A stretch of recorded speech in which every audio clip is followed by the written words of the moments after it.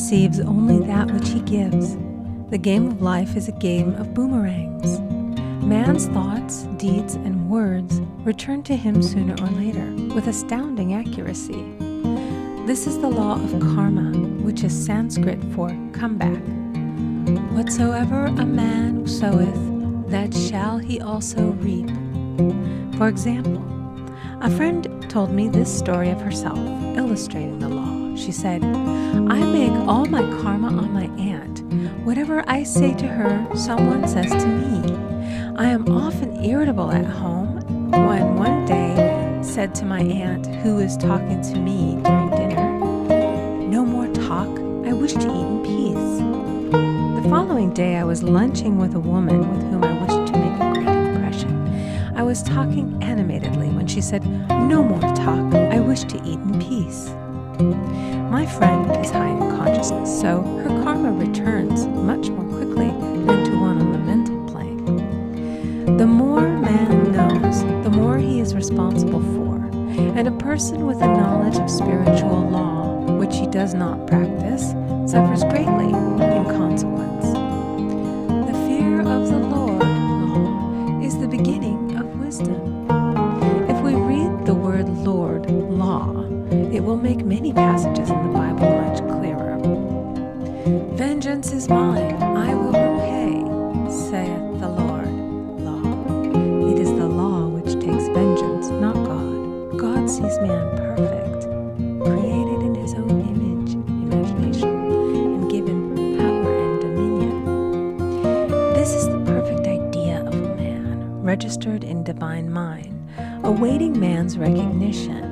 For man can only be what he sees himself to be, and only attain what he sees himself attaining. Nothing ever happens without an onlooker, is an ancient saying.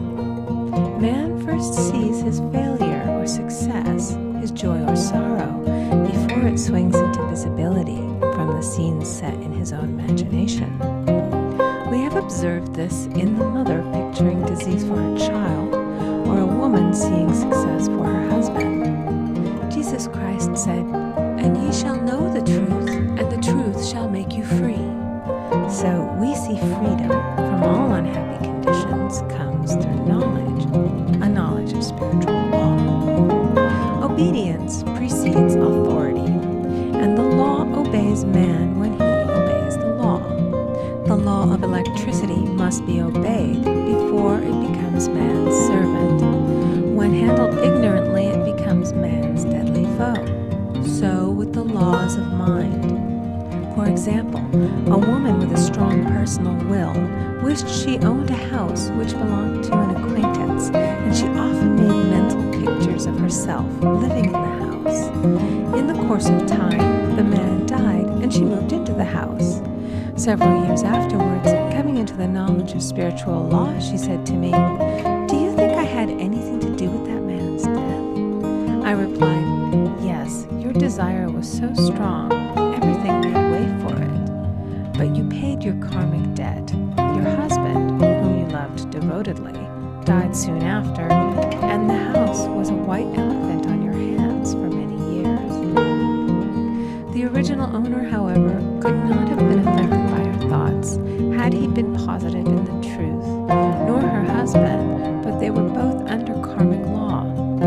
The woman should have said, feeling the great desire for the house, infinite intelligence, give me the right house, equally as charming as this, the house which is mine by divine right. The divine selection would have given perfect satisfaction and brought good to all.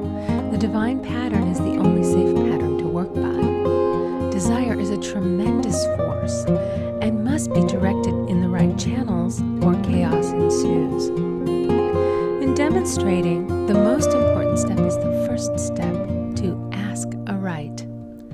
Man should always demand only that which is his by divine right. To go back to the illustration, had the woman taken this attitude, if this house I desire is mine, I cannot lose it.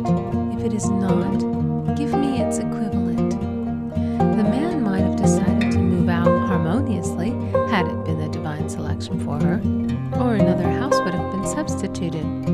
Anything forced into manifestation through personal will is always ill-got and has ever bad success. Man is admonished, "My will be done, not thine."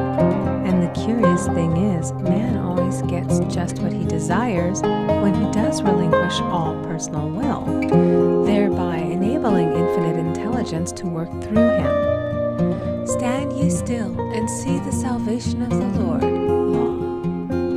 For example, a woman came to me in great distress. Her daughter had determined to take a very hazardous trip, and the mother was filled with fear. She said she had used every argument, had pointed out the dangers to be encountered, had forbidden her to go, but the daughter became more and more rebellious and determined. I said to the mother, "You are forcing your personal will upon your daughter, which you have no right to do, and your fear of the trip is only attracting it, for man attracts what he fears." I added, "Let go and take your mental hands off. Put it in God's hands and use this statement: I put this situation in the hands of infinite love and wisdom. If this trip is the divine plan, I bless it and no longer resist. But if it is not divinely planned, I give thanks that it is now dissolved and dissipated."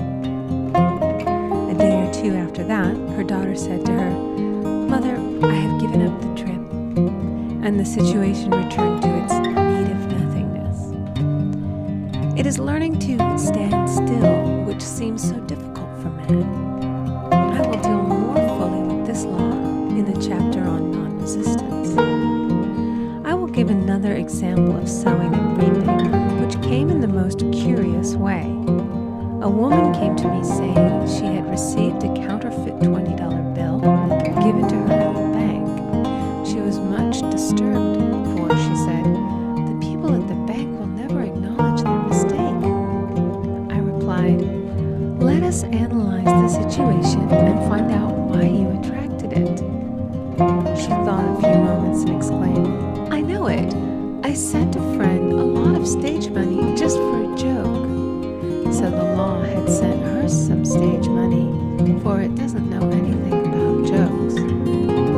I said, "Now we will call the law of forgiveness and neutralize the situation." Christianity is founded upon the law of forgiveness.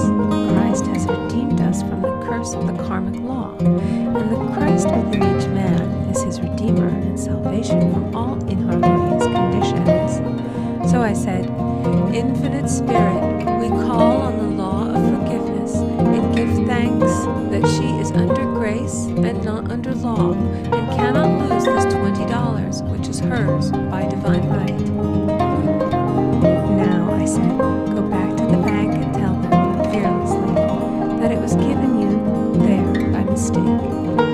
She obeyed, and to her surprise, they apologized and gave her another bill, treating her most courteously. So knowledge of the law gives man power to rub out his mistakes. Man cannot force the external to be what he is not. If he desires riches, he must be rich first in consciousness. For example, a woman came to me asking treatment for prosperity.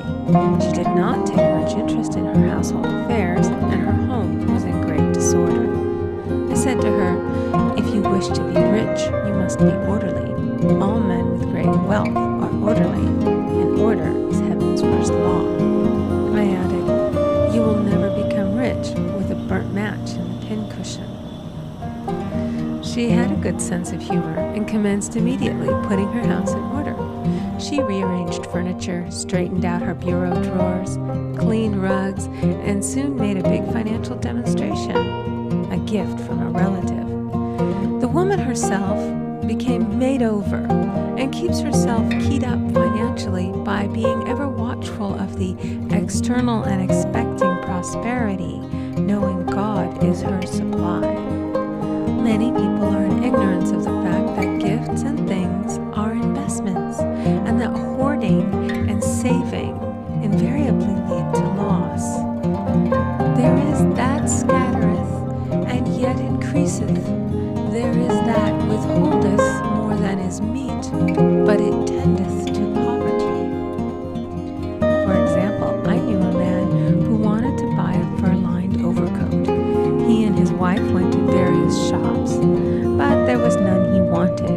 said they were all too cheap looking. At last he was shown one the salesman said was valued at $1,000, but which the manager would sell him for $500 as it was late in the season. His financial possessions amounted to about $700. The reasoning mind would have said, "You can't afford to spend nearly all you have on a coat." But he was very intuitive and never reasoned. He turned to his wife and said, "If I get this coat, I'll make a ton of money." So his wife consented weakly. About a month later, he received a $10,000 commission. The coat made him feel so rich, it linked him with success and prosperity. Without the coat, he would not have received the commission. It was an investment paying large dividends. If man ignores these leadings to spend or to give, the same amount of money will go in an uninteresting or unhappy way. For example, a woman told me on Thanksgiving Day she informed her family that they could not afford a Thanksgiving dinner. She had the money, but decided to save it. A few days later, someone entered her room and took from the bureau drawer the exact amount the dinner would have cost. The law always stands back of the man who spends fearlessly with wisdom. For example, one of my students was shopping with her little nephew. The child clamored for a toy, which she told him she could not afford to buy. She realized suddenly that she was seeking lack and not recognizing God as her supply. So she bought the toy and on her way home, picked up in the street the exact amount of money she had paid for it. Man's supply is inexhaustible and unfailing when fully trusted, but faith or trust must precede the demonstration. According to your faith, be it unto you. Faith is the substance of things hoped for and the evidence of things not seen. For faith holds the vision steady, and the adverse pictures are dissolved and dissipated, and in due season we shall reap if we faint not. Jesus Christ brought the good news, the gospel, that there was a higher law than the law of karma, and that law transcends the law of karma. It is the law of grace or forgiveness. It is the law which frees man from the law of cause and effect, the law of consequence.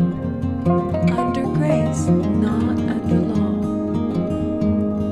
We are told that on this plane, man reaps where he has not sown. The gifts of God are simply poured out upon him. All that the kingdom affords is his. This continued state of bliss awaits the man who has overcome the race or world thought. In the world thought there is tribulation, but as Jesus Christ said, "Be of good cheer, I have overcome the world." The world thought is that of sin, sickness, and death. He saw their absolute unreality and said, "Sickness and sorrow shall pass away, and death itself, the last enemy, be overcome." We now know, from a scientific standpoint, that death could be overcome by stamping the subconscious mind with the conviction of eternal youth and eternal life. The subconscious, being simply power without direction, carries out orders without questioning. Working under the direction of the superconscious, the Christ or God